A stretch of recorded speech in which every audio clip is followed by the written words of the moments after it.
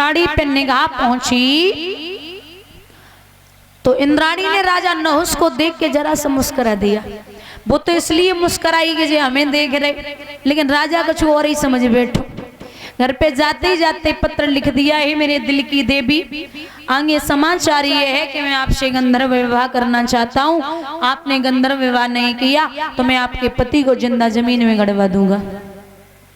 वो पत्र बृहस्पति जी को दिया गया। बृहस्पति जी ने कहा, बेटी एक काम करो। बोली क्या? बोले इधर से लिखिए पत्र में कि हे राजा नहुस, अगर आप हमसे मिलने आना चाहते हैं तो आप पालकी में बैठ के आए, उस पालकी को ब्राह्मण बनाए, उसको संतों को उसमें लगा के आए। विनाश काले विपरीत बुद्धि, विनाश का समय आता तो बुद्धि काम नहीं करती।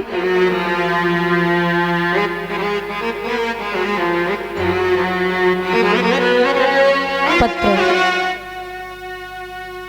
पढ़ा।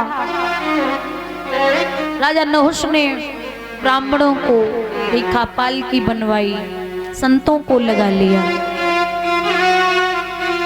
दुर्वासा ऋषि लगे हैं, राजा पालकी में बैठा। बोली जल्दी चलो जल्दी चलो जल्दी चलो, मिलना है।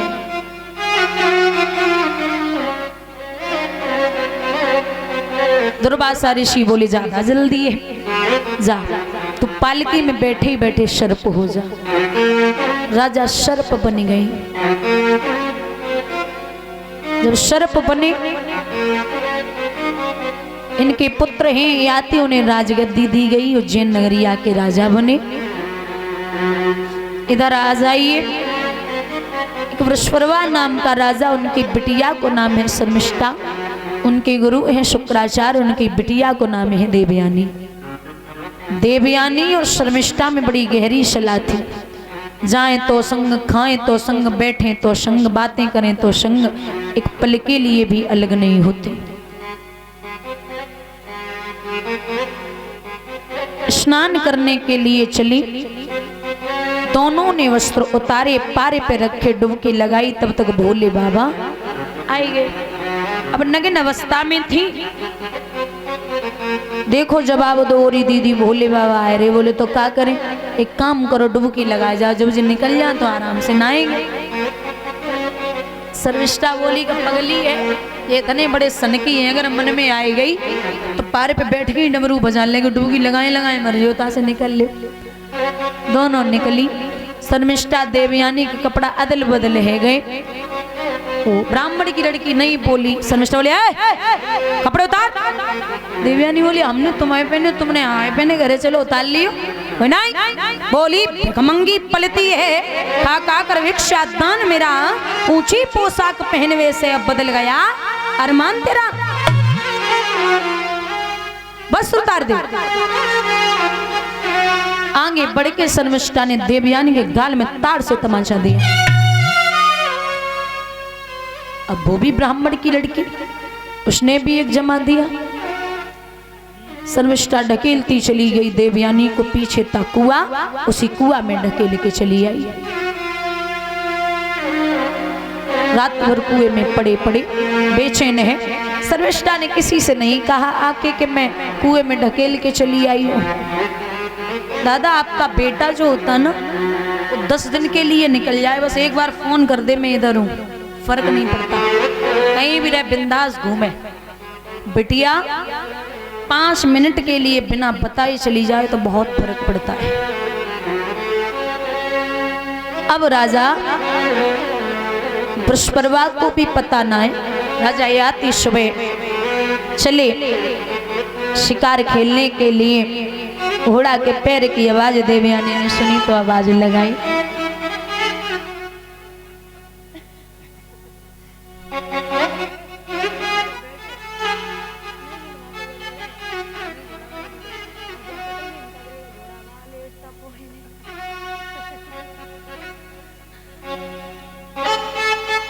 आवाज लगाई, महाराज कौन है, मुझे कुएं से बाहर निकालिए। राजा ने देखा एक नव युवती कुएं में पड़ी है। पीताम्बर डाला, बिटिया को निकाला, राजा की कलाई पकड़ी। राजा बोले कौन हो, किसकी बेटी हो, कुएं में कैसे आई, सारी बात बताई। महाराज मैं ब्राह्मण की लड़की हूँ, नाम है देवयानी, मेरी सहेली ने कुएं में ढकेल दिया। राजा बोले ऐसे मित्र बनाती क्यों हो, जाओ घर पे पहुंचो, पिता इंतजार कर रहे होंगे। देवयानी बोली महाराज पहले कभी जीवन में हाथ ना पकड़ो काऊ को, अब पकड़ लियो तो जीवन में छोड़ने वाली नहीं हो। राजा बोले हाथ छोड़ रही कि ना छोड़ रही, अरे मैं यादव हूँ और तू ब्राह्मण की लड़की है, तेरी मेरी शादी नहीं हो सकती। देवयानी बोली का स्टाम्प पेपर लिख के आए वो ब्याह नहीं हुई। बोले हाँ नहीं हो सकती, क्यों? देवयानी ने जवाब दो नाथ हमारी शादी यादव वंश में ही होगी। वो कैसे? वो ऐसे कि महाराज हमें गुरु बृहस्पति के लड़के कच का श्राप लगा है। कैसा श्राप? बोले गुरु बृहस्पति का लड़का कच हमारे पिता के यहाँ संजीवनी विद्या सीखने के लिए आया, बहुत सुंदर था दिखने में।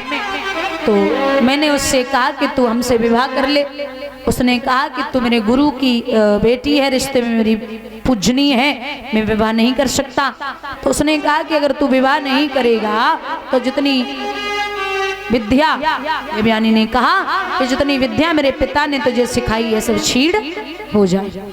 उसकी विद्या छीड़ हो गई। उसने मुझे श्राप दे दिया कि हे देवयानी जा मैं तुझे श्राप देता हूँ कि तुझे भी कोई ब्राह्मण शादी करके नहीं ले जाएगा, तू भी एक यादव के साथ में जाएगी।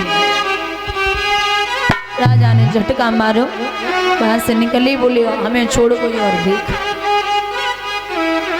देवयानी ने एक बात कही है श्रीमन मांगे,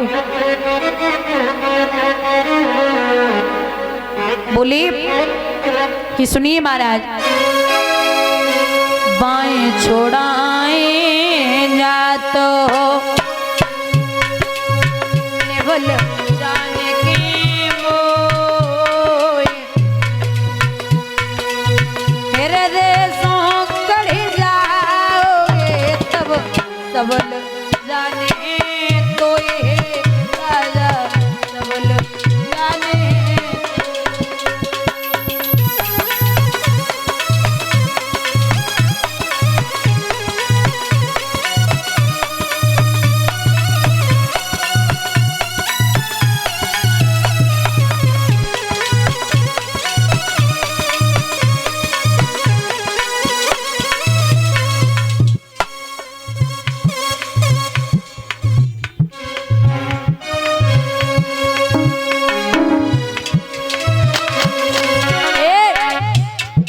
अहीर दोनों बुरे ऐसे बुरो अहीर, अहीर दोनों बुरे ऐसे बुरो अहीर, अही बाचा को मान ले पर बाचा तजे अहीर मेरे भैया, बाचा तजे अहीरो।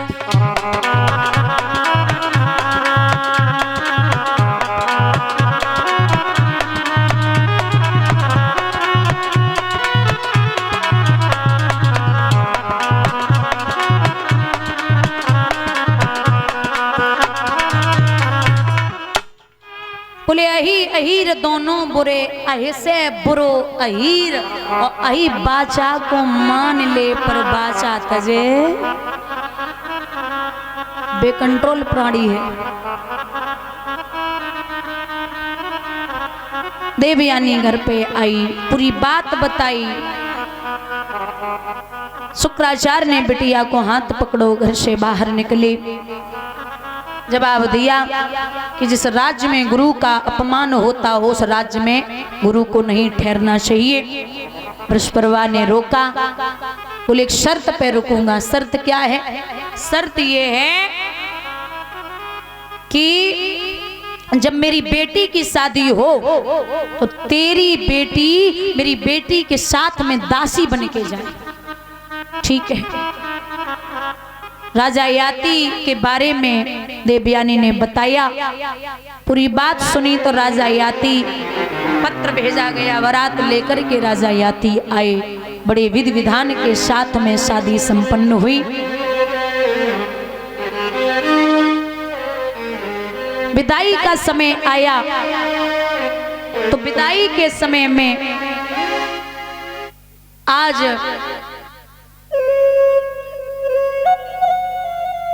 भामरे पढ़ने के बाद अकेले में अपने दामाद को बुलाया। शुक्राचार्य जी ने एक बात कही राजा याति सो कि एक तो पत्नी है आपकी, मेरी बेटी देवयानी, दूसरी जो दासी बन के जा रही है शर्मिष्ठा नाम की। एक बात समझाई। विप्र ने विदा के समय कहा, राजन इसका विश्वास न हो, पत्नी व्रत को कायम रखना, दासी संग भोग विलास न हो। ये जो दासी जा रही है इसके आसपास आप नहीं भटकने चाहिए। ठीक है। विदा किया तो एक बात कही देवयानी ने, बेना मेरी छुटो पिरन को देश, आज परदेसी हुई गए रे।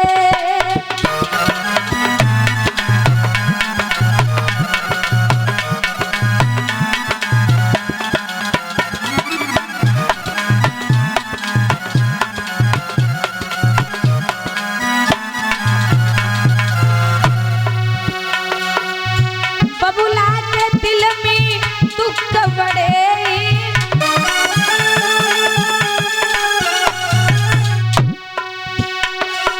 बेना मेरी मैया बड़ी पछताए, आज परदेसी हुई है रे।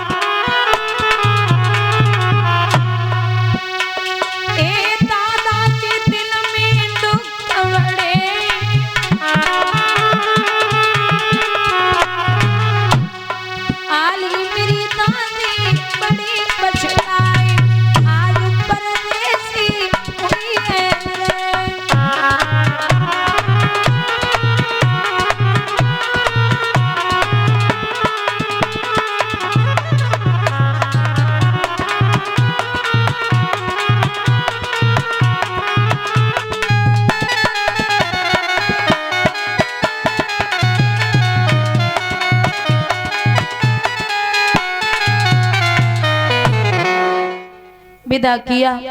समय बीता।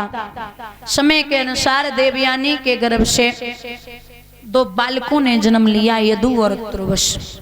शर्मिष्ठा से मिलने के लिए राजा चुपचाप जाने लगे तो शर्मिष्ठा के गर्भ से 3 बालकों ने जन्म लिया, अनु, दुरु और पुरु।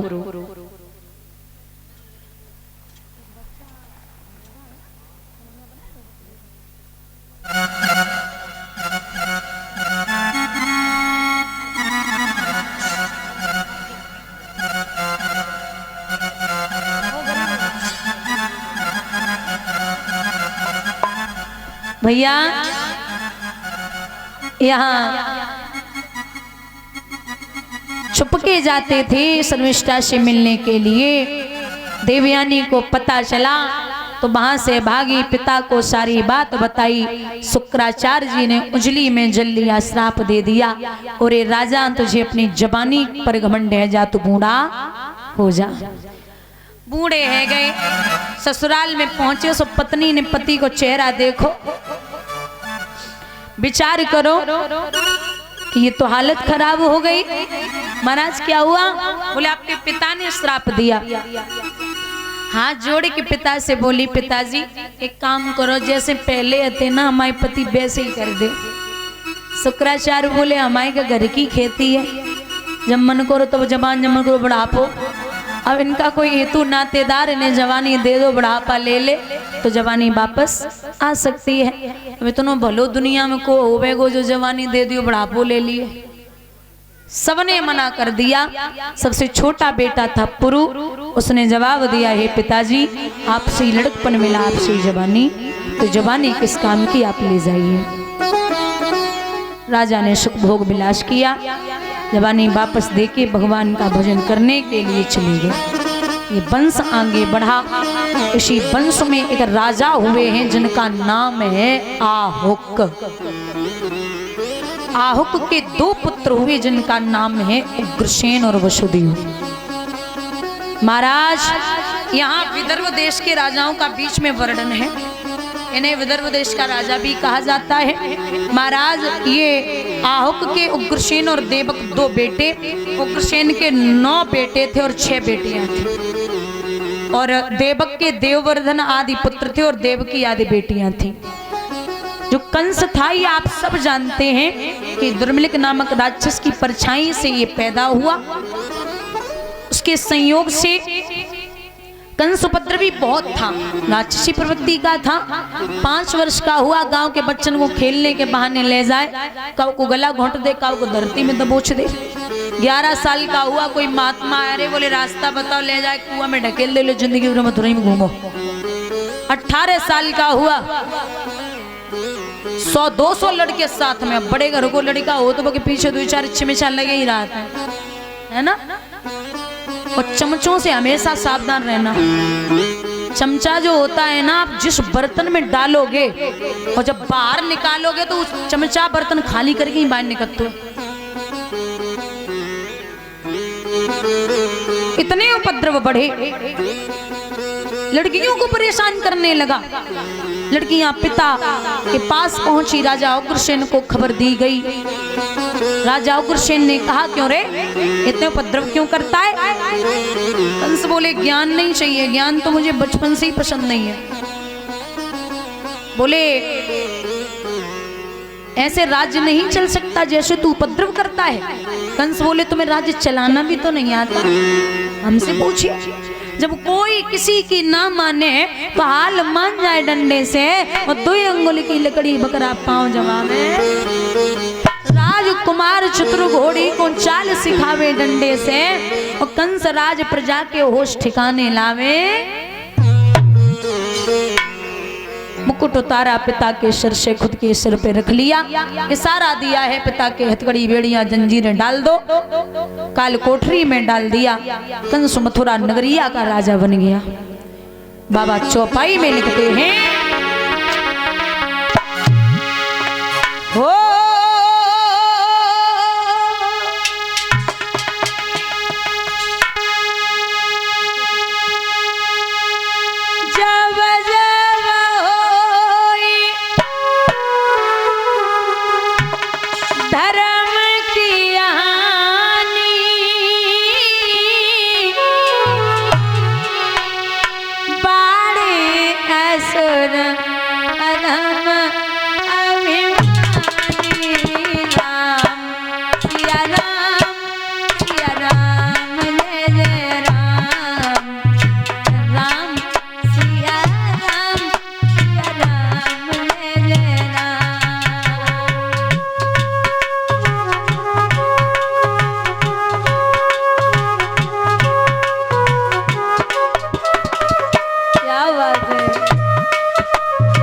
हरि बोल।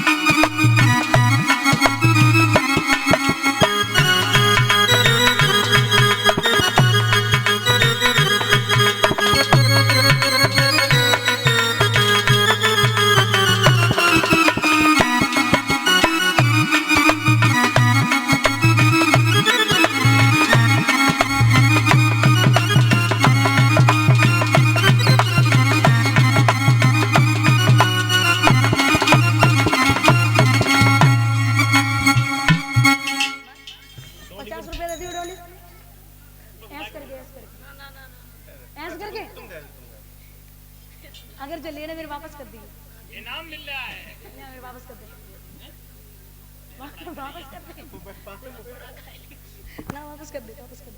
वो नहीं लेगी, अरे नहीं लेगी भाई, बहुत मेहनत है भैया। यहाँ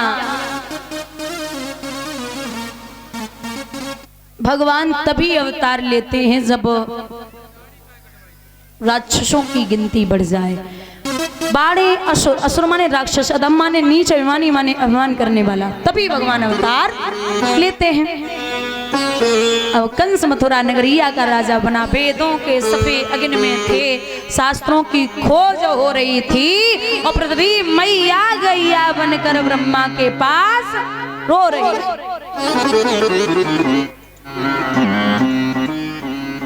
इतने उपद्रव महाराज देवी देवता गण भगवान विष्णु के पास में पहुंचे।